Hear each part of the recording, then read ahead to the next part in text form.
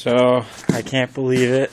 I'm really happy. I was just looking under the truck, and they had a block taped right here. It was just a little, looked like a little piece of rubber they had taped, electrical taped to the front. The front bar. And I was like, oh, what is that doing there? That's not supposed to be there. So I cut it off, and I did some investigating because I wanted to know if it actually was a piece of rubber, because the back was like this. And I cut all the electrical tape off, and it said secret magnet key holder. Oh, key holder, sorry. And I was like, no way. He has his house keys. The guy who I bought it from taped his house keys to the bottom of the truck. And I opened it up. Ooh, it's really hard to open with one hand. Opened it up. And I pulled this out. And I'm going to put all this back for when my dad comes, because he's going to be in shock. And I found those. Another. You know, I was kind of happy when I bought the truck. It came with the original keys, the aluminum ones. You know, they're really hard to. It's hard to get them. You normally get this one, the metal one. Not those. Those are old and cool. Now I have two. Sets. Kind of sucks. I didn't make a video about this, but as you can see, the door's unlocked. We're going to use the metal key. Locks the door, unlocks the door, locks the door.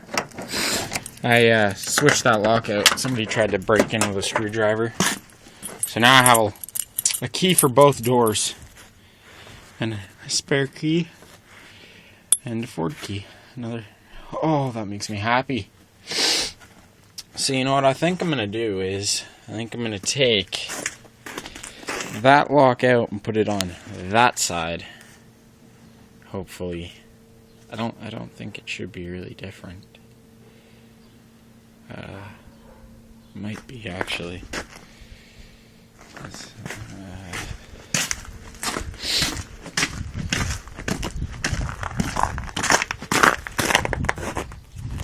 Just turning it to unlock it. I'm gonna test it. Just because I have the spare set of keys.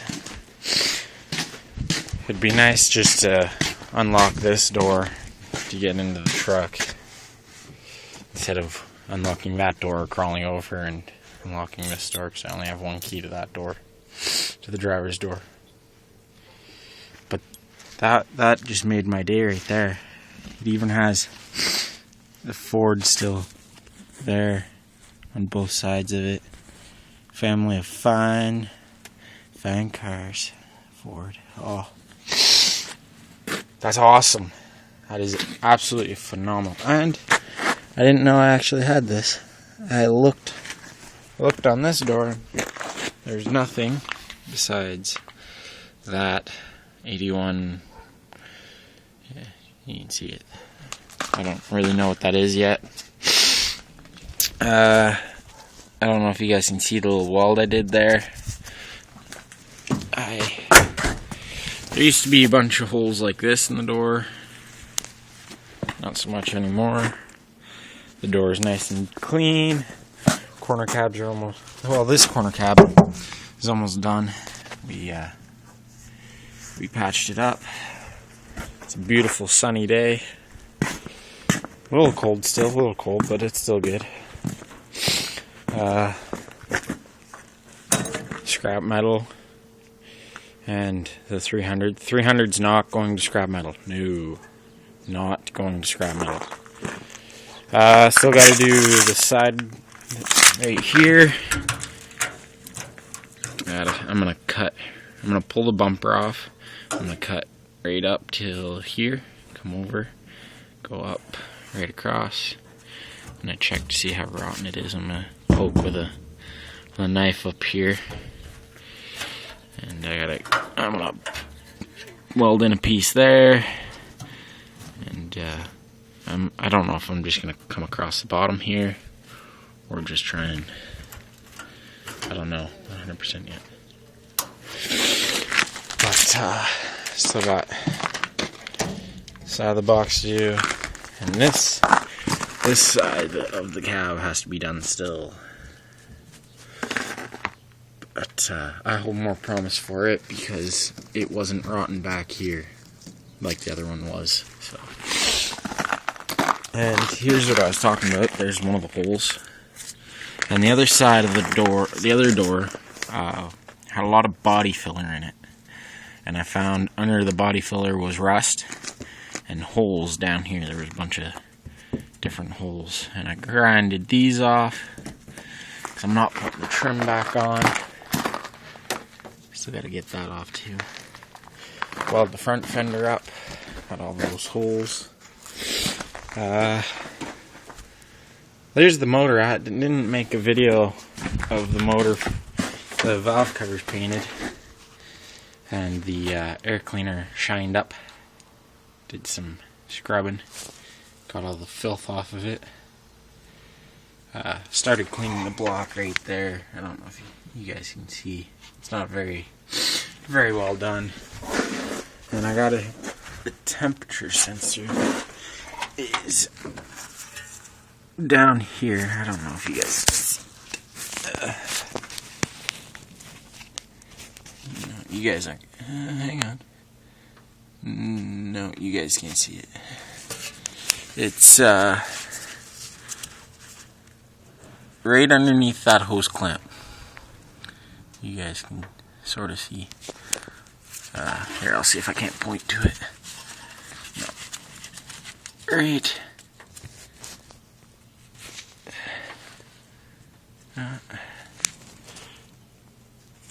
You see my finger?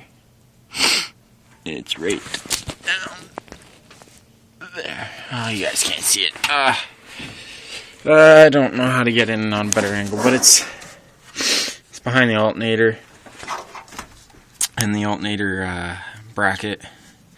So I got to get down in there and get it. Here's the wire for it. It's pretty cracked and, in my opinion, garbage, but I have to go to the scrapyard and find one. Maybe. What else? Cleaned up the battery box and put it back in. Had a little bit of rust going on there, so I just kind of ground it down the best I could. Cleaned up the wiring over here. There's a new starter on it. We'll go down underneath the beast. The thrush exhaust. Oh, I love that stuff. The new starter, which is now not new anymore. It's been broken in quite a bit. Gotta get pull the tranny pan, put a filter and some new stuff in there.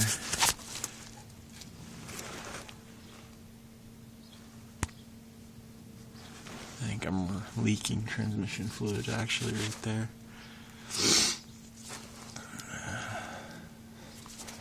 I'll have to check that. Weird view from underneath of the valve covers. And my shock. Gotta clean that up. I think I'm gonna paint it yellow again. Might as well. Oh. So, yeah, I was pretty pumped about that. Finding a spare set of keys. Yeah, I'm pretty happy about that. I have a question for anybody who knows out there. On my windshield wiper motor, you turn it off and they stop wherever you turn it off. There's this little red wire right here, and it connects to this little red wire up here. But when I connect the two, they don't turn off. It doesn't matter if the switch in here is turned off. Like, this switch can be turned off all you want, and they will still move. Why is that? If you know, leave me a comment, shoot me a mail or something. Because I'm really curious to understand why that is. What else is new? I put valve cover gaskets on it not too long ago, I think I said. We put cork ones on, and I broke off a bolt for the valve cover. So we pulled that back out. The gasket didn't want to stay in its position. It kept riding up into the head. And when it did that, you couldn't really see it from the angle we were putting them on. And we pretty much butchered them. They're pretty much garbage now. They're leaking worse than... Well, not worse than before. Before there was no valve cover gasket, so it wasn't really as bad. So I'm going to go with the rubber ones this time. And hopefully they'll work a little bit better. Kind of a waste of money. Kind of pissed off about that, but not much you can really do about it. Put the tack up in the truck. It works. It works pretty damn good too. Temp gauge doesn't work. We believe the wire shorted it out because it was pinned at H for a while. Now it doesn't even move. Well, I think it moves. Dad doesn't. It doesn't ever hit normal. It just barely gets above C. But what else? I put $20 into it when I was at a quarter of a tank, and it went up to a half, and we went 35 kilometers. Here, I'll show you. 35 kilometers. We're back down to a quarter of a tank. That 400 sucks up the gas. So, also put a stereo in it because when I got it, didn't really have a stereo. So, kind of needed one. That's about it for right now. I had to get back to... I don't know what I was doing. I had to figure out something to do before Dad gets home. But anyways, leave me a comment about that temp gauge if you know why that is, or the windshield wipers if you know why that is, because anything could help. So yeah, leave me a message, please.